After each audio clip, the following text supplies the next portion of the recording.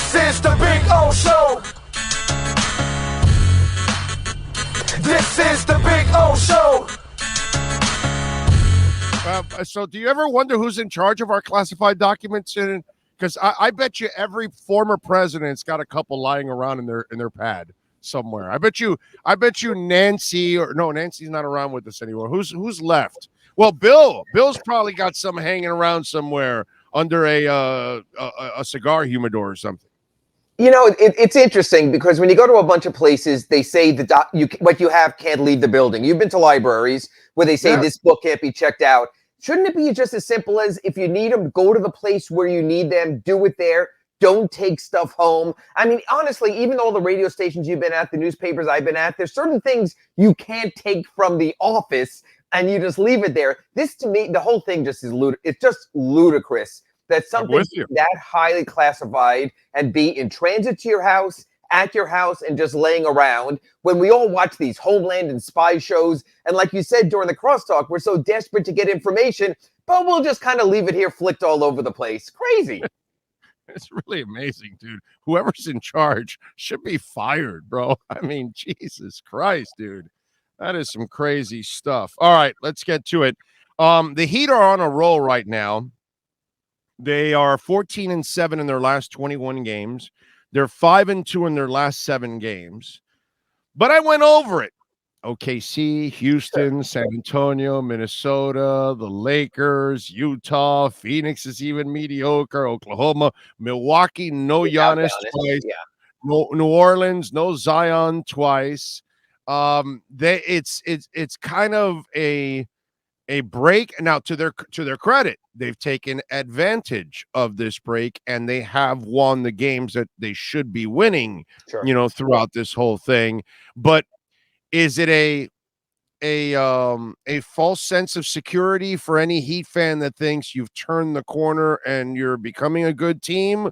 Or is there more, let's say, credibility to this streak?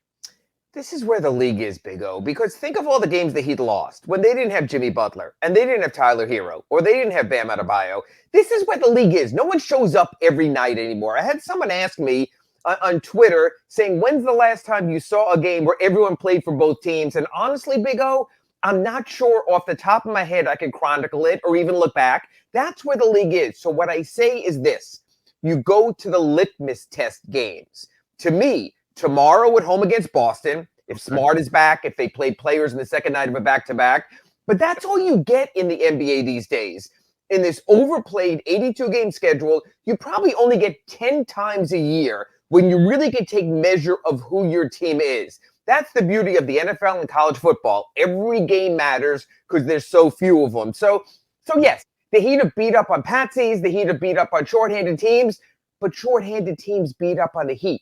And it happens both ways. And don't kid yourself, Big O. The Celtics and the Sixers and the Nets and the Cavaliers, everyone has built their record on this kind of competition. Yeah, but their record is like way over 500.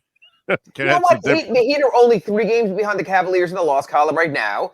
If they could sustain, what they can't have are these crappy games like the Atlanta game and like the Dallas game. You've got to throw the stinkers out, because the stinkers expose you of not being an all-the-time team.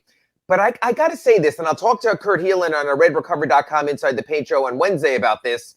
I've never felt more of a time in the NBA when teams just aren't coming every night anymore. And I think it's a disgrace and an embarrassment to the sport when you have no idea who's showing up. Steve Kerr said it last week. Take us out to 72 games. I don't know if that's few enough, if it still doesn't change. But every time I turn on the TV, it's not a case of who's playing.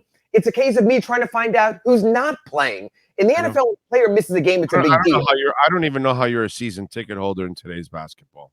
I don't know in any sport, regardless. But again, that's the difference. Football you can be in. Football, like you just said. In football, a player gets a high ankle sprain in the first half and he's back in the second half because it means that much to you. That's the difference. The NBA is a real problem. And I don't think in today's gazillion channel universe, with everything online and so much attention span, I don't think any sport needs to go 80 games. Baseball certainly doesn't need 162. That sport is dying. That sport is dying in itself. It really Make a That they sport. really need to shorten that sport. Make it a coveted item. Even soccer, you play once a week, so it's a happening. Maybe on a busier weekend in the Premier League to catch up on games, you play a Wednesday game and a Sunday game. But your games are special. It's not just, okay, I'll turn on NBA season ticket. There's another 30 games. Who cares? That's the problem. So the Heat's record is built the same way as everyone else. But now they have to sustain. Atlanta was awful. Dallas was even worse.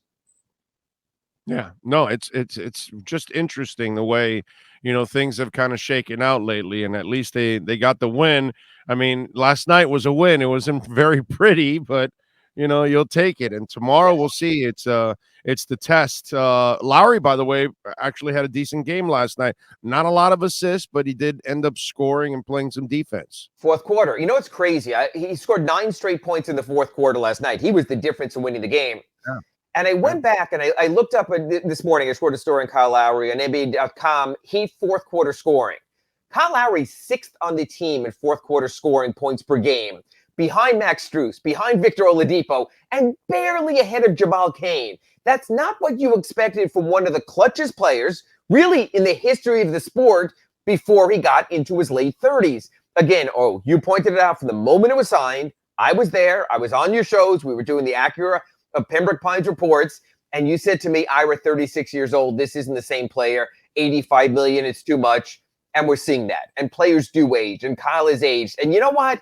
The fact that Kyle Lowry had 9 points in the fourth quarter, both myself and Anthony Chang just posted a story at the Miami Herald, and made it a big deal, shows you how infrequently it's coming to Kyle Lowry, and that's a damn shame.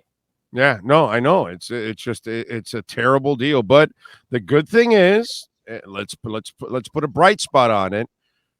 Next year, you will have an expiring contract. They will be able to move him. Here's where the magic of Riley over the years has happened. And now you've got the trade chip for the expiring deal. You now have to find the disgruntled star again. And that's going to be the key. There's got to be a disgruntled star out there next year, this offseason. And then maybe you can make that move with Lowry and whatever, a first rounder or two or whatever. You have a Julius Randle starting an extension, and now the Knicks are going in a different direction with Barrett. Stop shaking your head. For those people just listening right now, Big O just shook his head. I understand, but that's what we're talking. And I can make a case for you that Julius Randle next to Bam Adebayo could work to a degree with his outside shooting. Not saying it's going to, but what I'm saying is this, and stop with that look.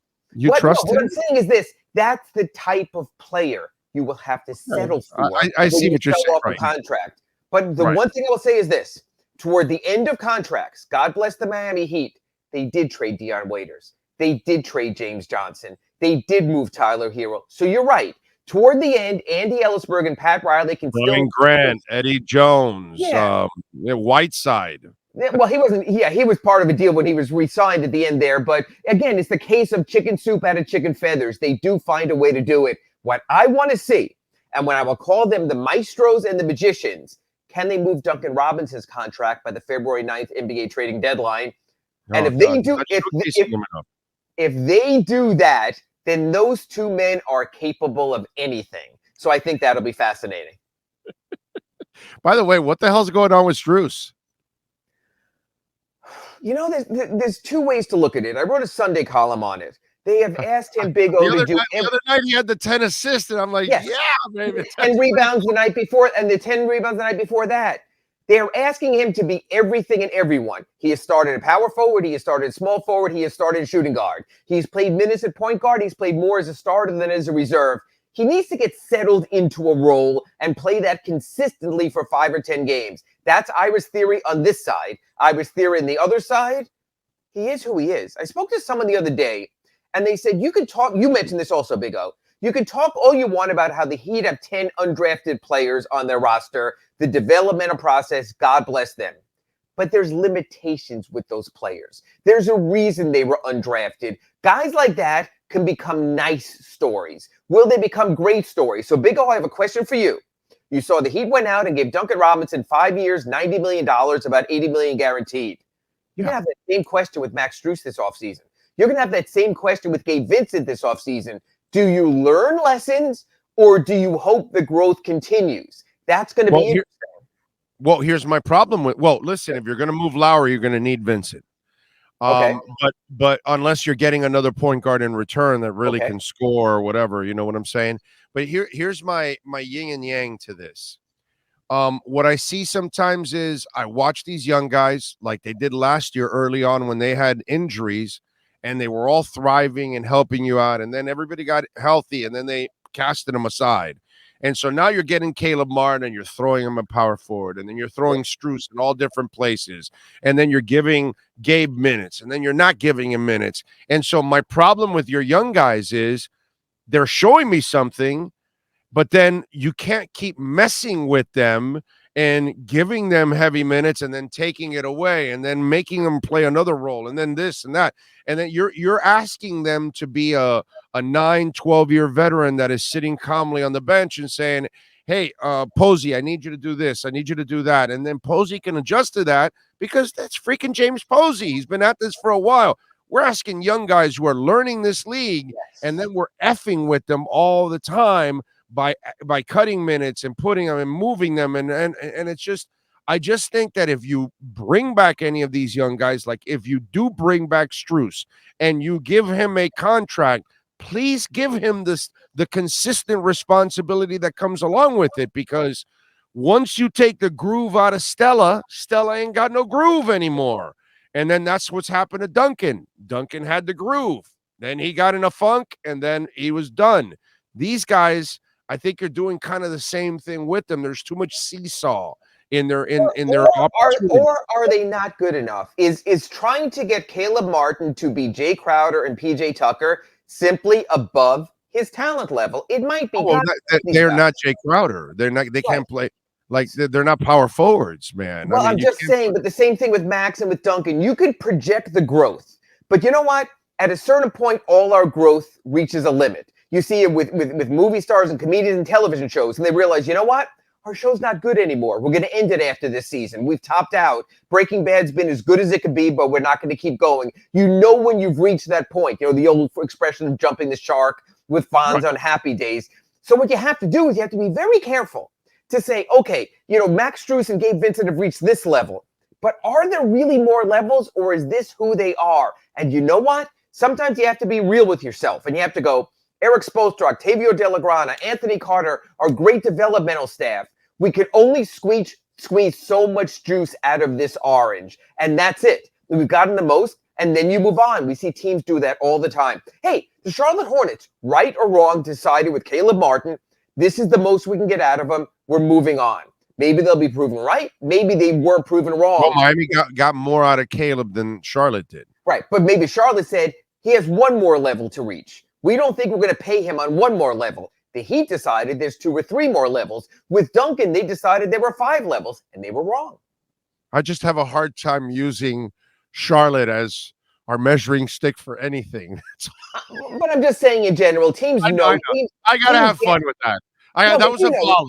You served me a volley. I had to slam it. I had to slam it. Teams get off. And just like, even like, you know what, like with years with Ryan Tannehill, everyone kept saying, he'll get better. He'll do more. He'll do more. For better or worse, the Dolphins decided, hey, this is it. We're going to cut bait. Going to have to do it with Tua soon. You're going to have to decide how much more upside your player has. Tannehill goes to Tennessee, is in a run-dominated, defensive-dominated system, finds a way just to be a guy there and makes it work. That's what the Heat have to decide. They have a lot of decisions to make this summer, but because of that, Big O, they have a lot of decisions to make by February 9th. Because if they're not going to go long run with these guys, you still can get value. All right. Does everybody play tomorrow? Everybody for the Heat plays tomorrow. Everybody for the Celtics, I have no damn idea, because this league... Now, the league has said if you're a nationally televised game, you must prioritize it with your rotations. It is national television, no local broadcast tomorrow, TNT. So in theory, the edict has gone from Adam Silver to the Celtics. Sit your guys tonight if you want. Get them ready in Miami. Coaches do whatever they want. They look out for their team's best interest. Boston's thought might be get a victory, sit the guys. I don't know. I can no longer tell fans. Sit the guys, isn't it? Aren't they in Orlando tonight? They are in Orlando tonight. So I'm saying, sit your guys. You can beat Banchero and the boys. You would think so, but coaches also think this way. Hey, let's just get a split. Let's get the sure thing in Orlando. We'll sit our guys, not let Miami get full of themselves. Oh, we're better than the Celtics. We're going to get them in the playoffs. Not show any of your hand in your playbook. So maybe they go that way. It is just a shame. I just wish executives in the league could sit where I sit before games, when people are walking down the stands and they lean over to me and they go, hey, is so-and-so playing? And the look on their faces when I say, no, he's out for them tonight. He's not playing. No Giannis. There's nothing worse than a kid walking into Miami-Dade Arena with a Giannis jersey, leaning over to me going, is Giannis playing tonight? And me having to be the one to tell him, no, he's not. And that's what the league is telling hundreds and thousands of fans every night when they go to a game, including when Steph Curry was scheduled to make his only appearance all season in Cleveland, and Steve Kerr decided it was in the team's best interest not to play any of his starters. Yeah, that's this is going to lead to season ticket sales going downhill. Over the and they don't care about that. It's all about television rights and streaming rights. But I mean, it's going to look bad when you have a lot of empty seats constantly all around the NBA. That's not going to be a good look in a lot of places, because that's going to they'll get a bunch of seat fillers. They'll have Kramer sit there. It'll be fine. All right. What do you think about tomorrow night? Can healthy rosters? You like Miami's chances? I do, for this reason. If you remember, they played consecutive games in Boston the last week of November after Thanksgiving. They lost a competitive game the first game, and then Jimmy Butler came back. And it might have been the Heat's best performance of the season on that Friday night when Jimmy just went crazy at the end of the game. I think the Heat still target games and saying, we've got to make a statement here. If the Heat can win against most of the Celtics tomorrow, I think that gives them the confidence going forward to saying, you know what? We don't have to play for sixth place anymore. We can chase Cleveland. We can make a move. I think tomorrow is one of the, if I was going to say red letter games, you'd circle 5 or 6 games on the Heat schedule. That would be one of them against Boston. Favorite Crosby, Stills, Nash, and Young song?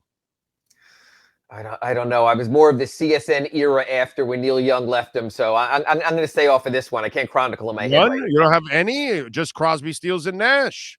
What was it? Teach Your Children Well? Okay, that's a great song. It's a great song. Yeah. Southern Cross is also a very nice one too. That's an excellent. No, you know what? And they're still on my playlist. Exactly. Yeah. Yeah, man. Yeah, that's that music is always soothing. And I got to tell you, the fact what David Crosby went through to be alive as long as he was, I mean, you talk about a guy who indulged in everything. It's like almost like that was like almost one of those guys. Richards and Ozzy. Keith Richards and Ozzy. It's the same thing. Yeah. It's like how? Wow. It's like pharmacology. Wow. Yeah, pharmacology can work miracles sometimes. Children do not follow their example. Yeah, no. They even survived drugs and a pandemic. Those guys are amazing. Yeah, it's just crazy. All right. Follow him on Twitter at Ira Heatbeat and catch his work there at the South Florida Sun Sentinel. Better yet, subscribe like I and many others do. Ira, as always, we will catch you on Wednesday. It'll be nice. Inside the Paint Show. Right after the Celtics game, we'll have a full review with Kurt Heelan. I'll be back with you before the Magic game. They're interesting on Friday in our Acura Pembroke Pines report.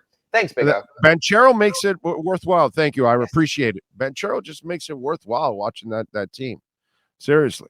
I like watching that Banchero kid. They got a player there, man. They got themselves a player. Ira Winderman is a player. That's our Acura Pembroke Pines, Miami Heat and NBA report.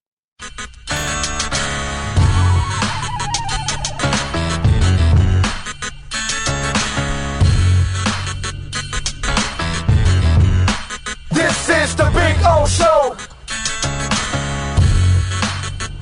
This is the Big O Show.